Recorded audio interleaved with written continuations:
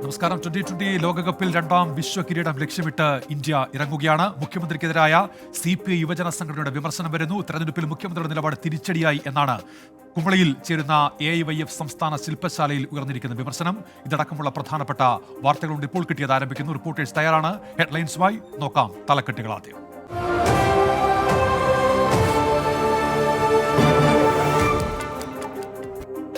നമസ്കാരം. ഞാൻ ഉന്മേഷ് ശിവരാമൻ. ഇപ്പോൾ കിട്ടിയതിലേക്ക് വിശദമായി. AIYF സംസ്ഥാന ശില്പശാലയിൽ മുഖ്യമന്ത്രിക്ക് വിമർശനം. മുഖ്യമന്ത്രി പിണറായി വിജയന്റെ ഏകാധിപത്യ നീക്കങ്ങൾ ഇടതുവിരുദ്ധ വികാരം സൃഷ്ടിച്ചു. നവകേരള സദസ്സിനിടെ പ്രതിഷേധക്കാരെ മർദ്ദിച്ചതും രക്ഷാപ്രവർത്തനമെന്ന് ന്യായീകരിച്ചതും സർക്കാരിന്റെ പ്രതിച്ഛായയെ ബാധിച്ചു എന്നും വിമർശനം ഉയർന്നു. രാഹുൽ വിജയൻ ചേരുന്നു ഇപ്പോൾ ഇടുക്കിയിൽ നിന്ന്. വാർത്തയുടെ വിശദാംശങ്ങളുമായി രാഹുൽ, എന്തൊക്കെ വിമർശനങ്ങൾ മുഖ്യമന്ത്രിക്കെതിരെ? ഉന്മേഷ്, തെരഞ്ഞെടുപ്പ് തോൽവിയുമായി ബന്ധപ്പെട്ടാണ് പ്രധാനമായും AIYF മുഖ്യമന്ത്രിക്കെതിരെ വിമർശനം ഉയർന്നിരിക്കുന്നത്. നവകേരള സദസ് ഉൾപ്പെടെയുള്ള കാര്യങ്ങളിൽ മുഖ്യമന്ത്രി സ്വീകരിച്ച സമീപനം അത് വളരെ തെറ്റായ രീതിയിലായിരുന്നു. അത് പാർട്ടിക്ക് CPM അല്ലെങ്കിൽ LDF ചേരുന്നതായിരുന്നില്ല എന്നതടക്കമുള്ള രൂക്ഷ വിമർശനമാണ് ഉണ്ടായിരിക്കുന്നത്. മാത്രമല്ല ഈ യൂത്ത് കോൺഗ്രസിന്റെ ഉൾപ്പെടെ കരിങ്കോടി പ്രതിഷേധം ഈ നവകേരള ബസ്സിന് നേരെ ഉണ്ടായിട്ടുണ്ട്. അതിനിടയിൽ പോലീസിന്റെ ക്രൂരമായിട്ടുള്ള മർദ്ദനം ഈ പ്രവർത്തകർക്കൊക്കെ ഏൽക്കേണ്ടി വന്നിട്ടുണ്ട്. അതിനുശേഷവും പാർട്ടി പ്രവർത്തകർ അവരെ മർദ്ദിക്കുന്ന സാഹചര്യം പോലും ഉണ്ടായിരുന്നു. അതിനെ രക്ഷാപ്രവർത്തനം എന്ന പേരിൽ ന്യായീകരിച്ച നടപടി പോലും ആളുകൾക്കിടയിൽ അവമതിപ്പുണ്ടാക്കി. മാത്രമല്ല KSRTCയിൽ ശമ്പളം കൊടുക്കാൻ വൈകിയതും അതുപോലെ തന്നെ പെൻഷൻ വിതരണത്തിലെ അപാകതയും കാലതാമസവും ഉൾപ്പെടെ ജനങ്ങൾ സർക്കാരിനെതിരായിട്ട് ചിന്തിക്കാൻ പ്രേരിപ്പിച്ചു അല്ലെങ്കിൽ ജനങ്ങളെ അത്തരത്തിൽ പ്രേരിപ്പിച്ചു എന്നതടക്കമുള്ള രൂക്ഷമായ വിമർശനമാണ് ഈ റിപ്പോർട്ടിൽ പ്രധാനമായും പറഞ്ഞിരിക്കുന്നത്. ഉന്മേഷ്, ശരി. മുഖ്യമന്ത്രിക്കെതിരെ വിമർശനം ഉന്നയിക്കുന്നു AIYF. കുമളിയിൽ നടക്കുന്ന സംസ്ഥാന ശില്പശാലയിലാണ് ഈ വിമർശനം. രാഹുൽ വിജയൻ വിവരങ്ങൾ നൽകുകയായിരുന്നു. വനം വകുപ്പിനെ വെല്ലുവിളിച്ച് CPIM പത്തനംതിട്ട ജില്ലാ സെക്രട്ടറി KP ഉദയഭാനു. പട്ടയഭൂമിയിൽ നിന്ന് മരം മുറിക്കുക തന്നെ ചെയ്യും. വന്യജീവികൾ നാട്ടിൽ ഇറങ്ങിയാൽ വെടിവെക്കും. നിയമത്തിന്റെ നൂലാമാലകൾ കാണിച്ച് ഭയപ്പെടുത്തേണ്ടെന്നും KP ഉദയഭാനു. ഇവിടെ മനുഷ്യന്റെ പട്ടയഭൂമിയിൽ നിന്ന് മരം മുറിക്കാൻ പറ്റില്ല. പട്ടയഭൂമിയിൽ കൃഷി ചെയ്തിരിക്കുന്ന മരം ഞങ്ങൾ മുറിക്കുക തന്നെ ചെയ്യും. അതിനെ ഞങ്ങൾക്കെതിരെ വന്നാൽ ഞങ്ങൾ അതിനെ പ്രതിരോധിക്കും. മനുഷ്യന് സംരക്ഷണം കൊടുക്കാത്ത എല്ലാ നിയമങ്ങളെയും നമുക്ക് അംഗീകരിക്കാൻ കഴിയില്ല.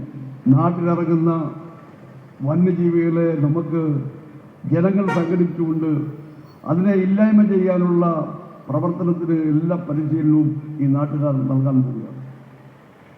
അങ്ങനെ നാട്ടിലിറങ്ങാൻ പറ്റില്ല. ഇറങ്ങിയാൽ ഞങ്ങൾ വെടിവെക്കും. സ്ത്രീകളടക്കമുള്ള ആളുകൾ വെടിവെക്കാൻ നമ്മൾ പഠിപ്പിക്കുകയാണ്. നിയമത്തിന്റെ നൂലാമാലയൊന്നും കാണിച്ച് ഞങ്ങളെ ഭയപ്പെടുന്നില്ല, മനുഷ്യരെ ഭയപ്പെടുന്നതാണ്. മനസ്സിലായി? അതുകൊണ്ട് പത്തനംതിട്ടയിൽ നിന്ന് ശ്രീകുമാരൻ വിവരങ്ങളുമായി ചേർന്നു. ശ്രീജിത്ത്, ഈ മലയോര മേഖലയിലെ ഒരു ജനകീയ വിഷയത്തിലാണ് അദ്ദേഹത്തിന്റെ പ്രതികരണം. പക്ഷേ അപ്പോഴും നിയമവിരുദ്ധ നടപടികൾ സ്വീകരിക്കാനും തങ്ങൾ മടിക്കില്ല എന്ന് പറയുമ്പോൾ അത് ഒരു തരത്തിലുള്ള വെല്ലുവിളിയാണല്ലോ. എന്തൊക്കെയാണ് അദ്ദേഹം പറഞ്ഞത്, ശ്രീജിത്ത്?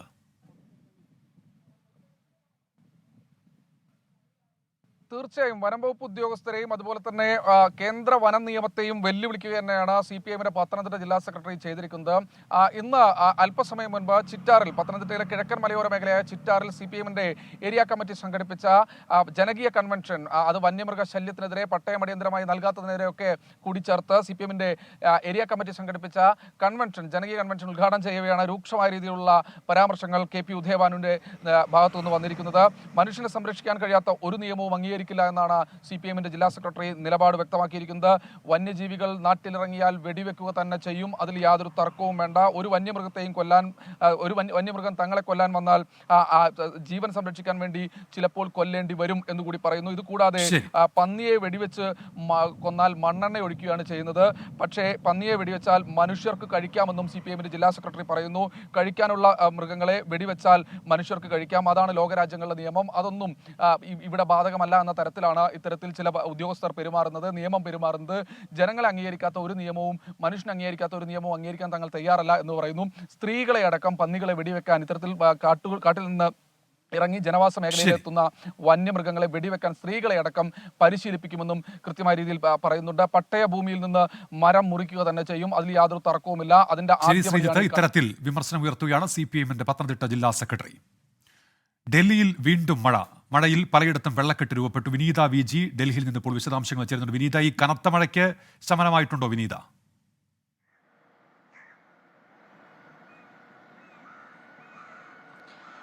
തീർച്ചയായും ഉന്മേഷ്, ഈ കനത്ത മഴയ്ക്ക് ഇപ്പം ഒരു നേരിയ ശമനമുണ്ട്. പക്ഷേ അതേസമയം മഴ കൂടുതൽ കനക്കുമെന്ന് തന്നെയാണ് കാലാവസ്ഥാ നിരീക്ഷണ കേന്ദ്രത്തിൽ നിന്ന് ഇപ്പോൾ ലഭ്യമായിരിക്കുന്ന വിവരം. അല്പസമയം മുൻപ് വരെ ഞാൻ ഈ നിൽക്കുന്ന മേഖലകളിലേക്കൊക്കെ തന്നെ ശക്തമായിട്ടുള്ള മഴയുണ്ടായിരുന്നു. പലയിടങ്ങളിലും വെള്ളക്കെട്ടും രൂപപ്പെട്ടിട്ടുണ്ട്. കഴിഞ്ഞ ദിവസവും മഴ കൂടുതൽ കനത്തതോടെ ഡൽഹിയിലെ വിവിധയിടങ്ങളിൽ വെള്ളക്കെട്ടും ഒപ്പം തന്നെ ഗതാഗത കുരുക്കുമൊക്കെ രൂപപ്പെട്ടിരുന്നു. ഇതിനെ തുടർന്ന് അടിയന്തരമായി മന്ത്രിമാരുടെ നേതൃത്വത്തിൽ പ്രത്യേക യോഗം ചേരുകയും ഉദ്യോഗസ്ഥർക്ക് ഈ വെള്ളക്കെട്ട് പരിഹരിക്കുന്നതിന് ആവശ്യമായിട്ടുള്ള നിർദ്ദേശങ്ങളൊക്കെ നൽകുകയും ചെയ്തു.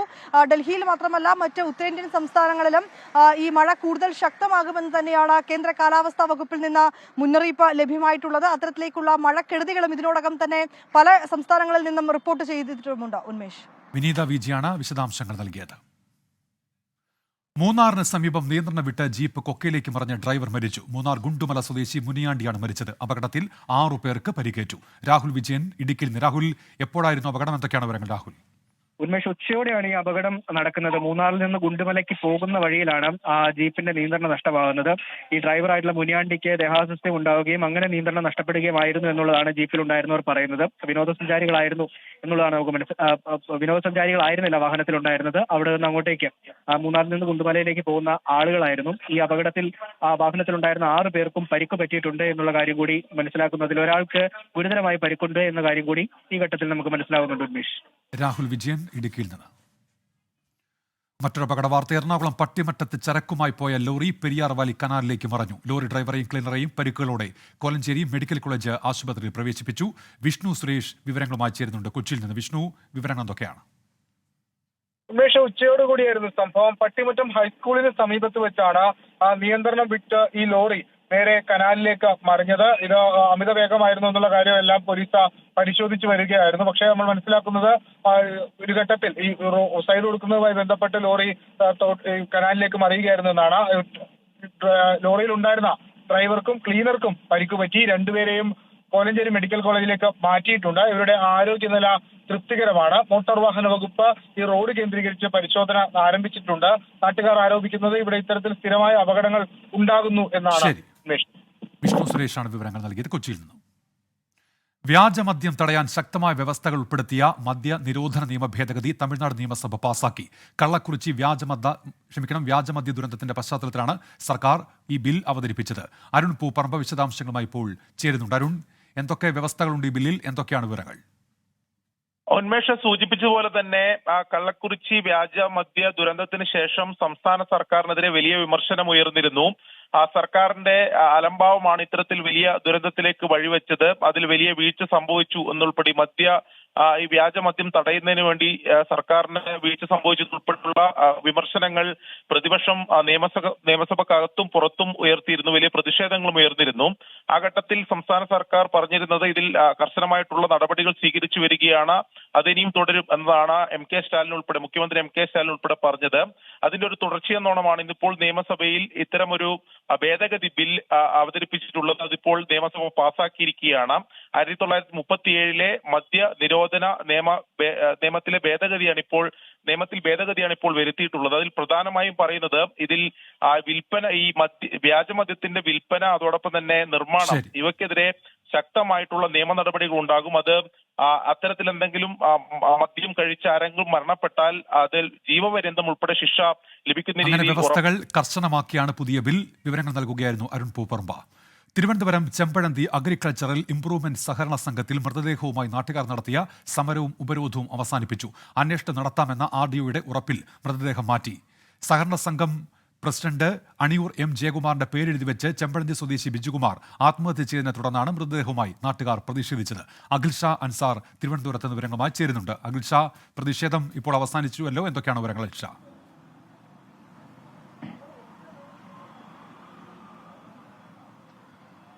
ഉന്മേഷ്, പ്രതിഷേധം അവസാനിപ്പിച്ച് ബന്ധുക്കളും അതുപോലെ നാട്ടുകാരും നിലവിൽ ഇവിടെ നിന്ന് വീട്ടിലേക്ക് മൃതദേഹവുമായി പോയിട്ടുണ്ട്. പക്ഷേ ഇതിൽ ഏറ്റവും പ്രധാനമായും നമുക്ക് പറയേണ്ട ഒരു കാര്യം, ഇത്തരത്തിൽ ഒരു പ്രതിഷേധവുമായി ഈ ബന്ധുക്കൾ ഇവിടെ എത്തിയതിന് പിന്നാലെ നിരവധി നിക്ഷേപകരാണ്, അതായത് ഈ ബാങ്കിൽ പണം നിക്ഷേപിച്ച നിരവധി നിക്ഷേപകരാണ് ഈ പ്രതിഷേധത്തിന്റെ ഭാഗമായി ഇവിടെ എത്തിയതെന്നുള്ളതാണ്. ഓരോരുത്തർക്കും 10 ലക്ഷം രൂപയും അതുപോലെ തന്നെ 20 ലക്ഷവും 25 ലക്ഷം രൂപയും വരെ പണം അല്ലെങ്കിൽ അവരുടെ നിക്ഷേപം ഇനിയും ലഭിക്കാനുള്ളവരുണ്ട്. ഇവർ പറയുന്ന ഏറ്റവും പ്രധാനപ്പെട്ട കാര്യം, ഈ ബാങ്ക് പ്രസിഡന്റും അതുപോലെ തന്നെ കോൺഗ്രസ് നേതാവുമായ അണിയൂർ എം ജയകുമാർ, അദ്ദേഹം ഇവരോടൊക്കെ വളരെ ഇത്തരത്തിൽ ഏതെങ്കിലും തരത്തിൽ പണം ആവശ്യപ്പെടുമ്പോൾ അത് കൈമലർത്തുന്ന ഒരു സ്വഭാവമാണ് ഈ പ്രസിഡന്റ് ജയകുമാറിന്റെ ഭാഗത്ത് നിന്ന് ഉണ്ടാകുന്നു എന്നുള്ളതാണ്. കഴിഞ്ഞ 1 വർഷമായി തന്നെ പണം ആവശ്യപ്പെടുന്നവരുണ്ട്, പക്ഷേ പണമില്ല അല്ലെങ്കിൽ പിന്നീട് വരൂ എന്നൊക്കെ പറഞ്ഞ് ഇവിടെ വരുന്ന നിക്ഷേപകരെ പറഞ്ഞയക്കുന്ന ഒരു സ്വഭാവമാണ് നിലവിൽ ഈ ജയകുമാർ പുലർത്തിക്കൊണ്ടുവരുന്നത് എന്നുള്ളതാണ് ഏറ്റവും പ്രധാനമായും ഈ നിക്ഷേപകർ ഉൾപ്പെടെ പറയുന്നത്. എന്തായാലും ഈ വിഷയത്തിൽ ഇടപെട്ട് നേരത്തെ അസിസ്റ്റന്റ് രജിസ്ട്രാറും അതുപോലെ തന്നെ RD ഉൾപ്പെടെയുള്ള സംഘം ഇവിടെ എത്തിയിരുന്നു, ഈ പ്രതിഷേധക്കാരോട് സംസാരിച്ചു.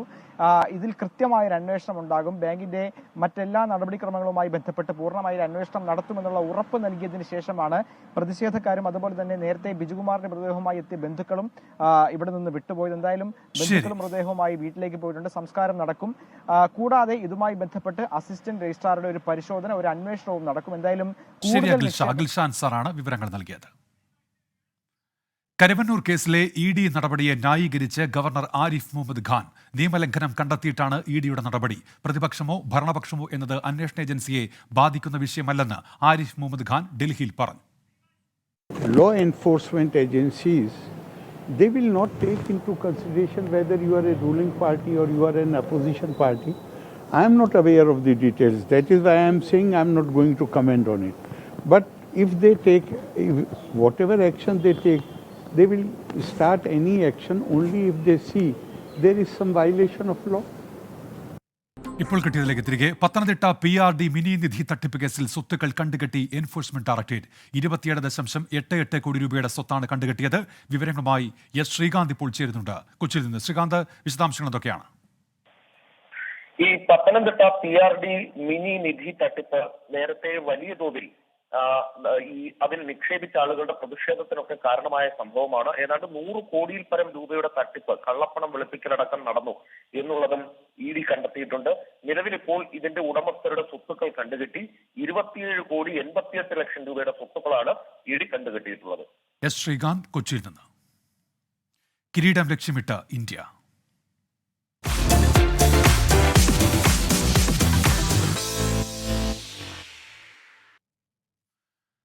കുട്ടി ക്രിക്കറ്റിന്റെ വിശ്വ കിരീടം തേടി ടീം ഇന്ത്യ ഇന്നിറങ്ങും. 2020 ലോകകപ്പിന്റെ ഫൈനലിൽ ദക്ഷിണാഫ്രിക്കയാണ് എതിരാളികൾ. രാത്രി 8 മണിക്ക് വെസ്റ്റ് ഇൻഡീസിലെ ബാർബഡോസിലാണ് മത്സരം. അനിൽ വാസുദേവ് ഇപ്പോൾ സ്പോർട്സ് ഡെസ്കിൽ നിന്ന് വിശദാംശങ്ങളുമായി ചേരുന്നുണ്ട്. അനിൽ, 2ാം കിരീടം ലക്ഷ്യമിട്ട് ഇന്ത്യ ഇറങ്ങുകയാണ്. എന്തൊക്കെയാണ് പ്രതീക്ഷകൾ?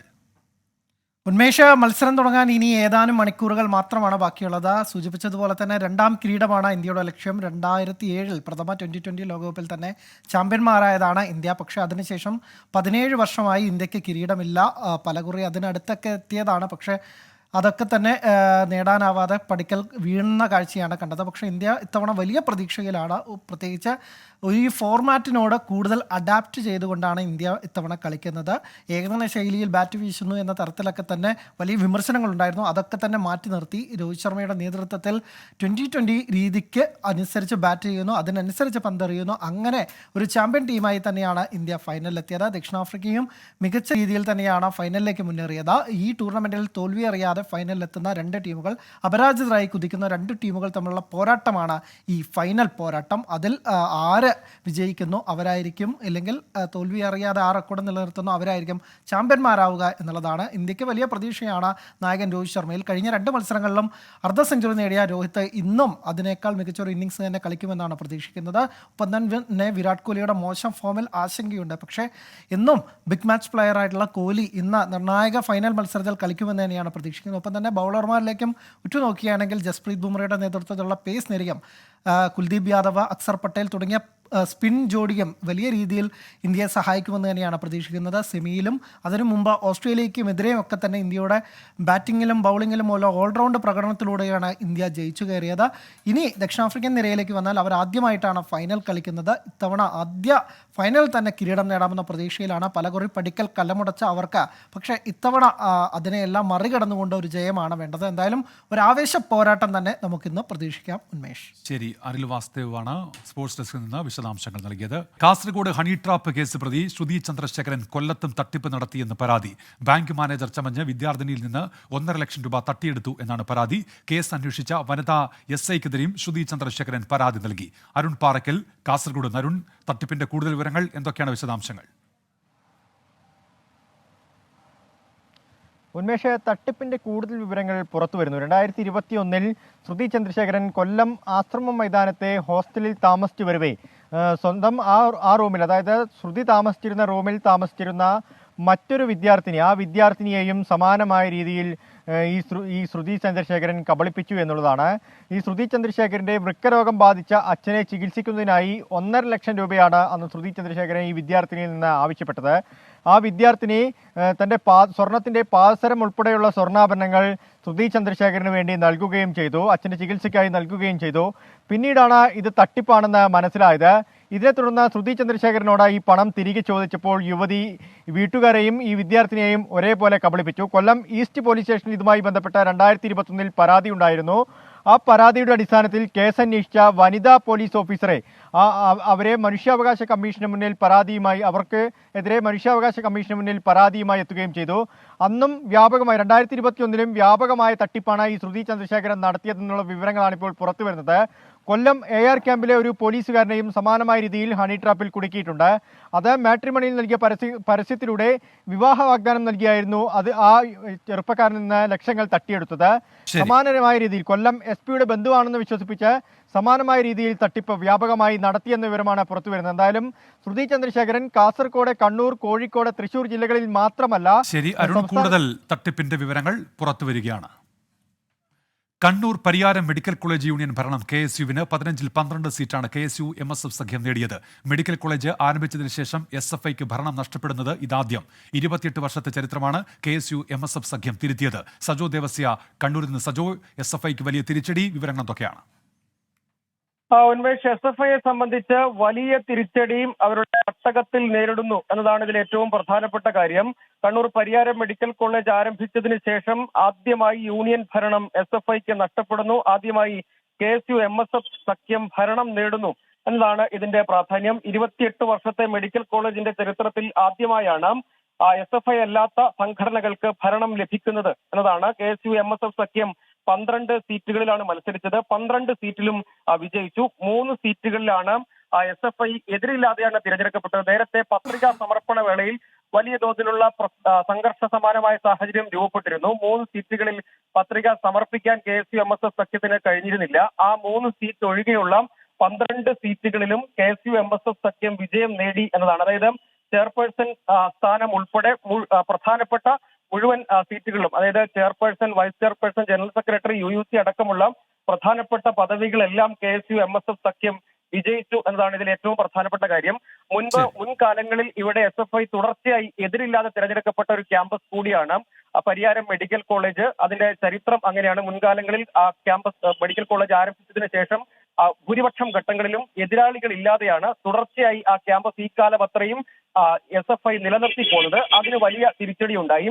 ക്യാമ്പസിൽ യൂണിറ്റ് രൂപവത്കരിച്ച് KSU പ്രവർത്തനം ആരംഭിച്ച് തൊട്ട് അടുത്ത തിരഞ്ഞെടുപ്പിൽ തന്നെ അവർക്ക് വലിയ വിജയം. സജോ, ഏതായാലും SFIക്ക് വലിയ തിരിച്ചടി. വിവരങ്ങൾ നൽകുകയായിരുന്നു സജോ ദേവസ്യ. വനം വകുപ്പിൽ ബീറ്റ് ഫോറസ്റ്റ് ഓഫീസർ തസ്തികയിലേക്ക് നടത്താനിരുന്ന കായികക്ഷമതാ പരീക്ഷകൾ മാറ്റിവെച്ചു. മഴ കാരണമാണ് പരീക്ഷകൾ മാറ്റിയത് എന്ന് PSC അറിയിച്ചു. ജൂലൈ 1 മുതൽ 3 വരെ നടക്കാനിരുന്ന പരീക്ഷകളാണ് മാറ്റിയത്. VA ഗിരീഷ് തിരുവനന്തപുരത്ത് നിന്ന്. ഗിരീഷ്, വിശദാംശങ്ങൾ. സംസ്ഥാനത്തുള്ള ശക്തമായ മഴ കാരണമാണ് ഇപ്പോൾ ഈ പരീക്ഷകൾ മാറ്റിവെക്കാൻ പബ്ലിക് സർവീസ് കമ്മീഷൻ തീരുമാനിച്ചിരിക്കുന്നത്. വനം വകുപ്പിൽ ബീറ്റ് ഫോറസ്റ്റ് ഓഫീസർ തസ്തികയിലേക്ക് വിവിധ ജില്ലകളിലായി നടത്താൻ തീരുമാനിച്ചിരുന്ന പരീക്ഷകളാണ് മാറ്റിയിരിക്കുന്നത്. 2024 ജൂലൈ 1, 2, 3 തീയതികളിലായി നടത്താൻ നിശ്ചയിച്ചിരുന്ന ശാരീരിക അളവെടുപ്പ് കായികക്ഷമതാ പരീക്ഷകളാണ് ഇപ്പോൾ PSC മാറ്റിവെച്ചിരിക്കുന്നത്. ഇതിന് കാരണം നേരത്തെ ചൂണ്ടിക്കാണിച്ചതുപോലെ തന്നെ സംസ്ഥാനത്തുടനീളമുള്ള കനത്ത മഴ തന്നെയാണ്. പുതുക്കിയ തീയതി പിന്നീട് അറിയിക്കുമെന്ന് PSC അറിയിച്ചിട്ടുണ്ട്. എന്നാൽ മറ്റ് ജില്ലകളിലെ മറ്റ് തീയതികളിലെ പരീക്ഷയ്ക്ക് മാറ്റമില്ല. ഉന്മേഷ്. VA ഗിരീഷ് തിരുവനന്തപുരത്ത്. കോഴിക്കോട് പന്തീരാങ്കാവിൽ കനത്ത മഴയിലും കാറ്റിലും വീട് തകർന്നു. മാമ്പുഴക്കാട്ട് മീത്തൽ ജോയുടെ വീടാണ് തകർന്നത്. അഭിജിത്ത് മുഴക്കുന്നുണ്ട് കോഴിക്കോട്. അഭിജിത്ത്, എന്തൊക്കെയാണ് വിവരങ്ങൾ? ഉന്മേഷ്, ഇന്ന് ഉച്ചയ്ക്ക് 12 മണിയോടെയാണ് ഈ അപകടമുണ്ടായത്. ഒളവണ്ണ പന്തീരങ്കാവിന് സമീപം മാമ്പുഴക്കാട്ട് മീറ്റൽ ജോയിയുടെ വീടാണ് പൂർണ്ണമായും തകർന്നത്. ഈ സമയത്ത് ഈ പ്രദേശത്ത് കാറ്റും മഴയും ഉണ്ടായിരുന്നു. ഈ ശക്തിയായി വീശിയ കാറ്റിൽ ഈ ഓട് തകർന്നു വീഴുകയായിരുന്നു. ഈ വീടിന്റെ മേൽക്കൂര പൂർണ്ണമായും തകർന്നിട്ടുണ്ട്. ശബ്ദം കേട്ടാണ് വീട്ടുകാർ ഈ സംഭവം അറിയുന്നത്. അവർ ഉടൻ തന്നെ വീടിന് പുറത്തേക്ക് ഇറങ്ങുകയായിരുന്നു. അതിനാൽ മാത്രമാണ് വലിയൊരു ദുരന്തം ഒഴിവാവുകയും ചെയ്തത്. നിലവിൽ അവർ ഒളവണ്ണ പഞ്ചായത്തിലും വില്ലേജ് ഓഫീസിലും പരാതി നൽകിയിട്ടുണ്ട്. ശരി, അഭിജിത്ത് മുഴക്കുന്നാണ് വിവരങ്ങൾ നൽകിയത്. ഇപ്പോൾ കിട്ടിയത് പൂർത്തിയാകുന്നതിന് 100 ന്യൂസ് സുഹേലെത്തും. നമസ്കാരം.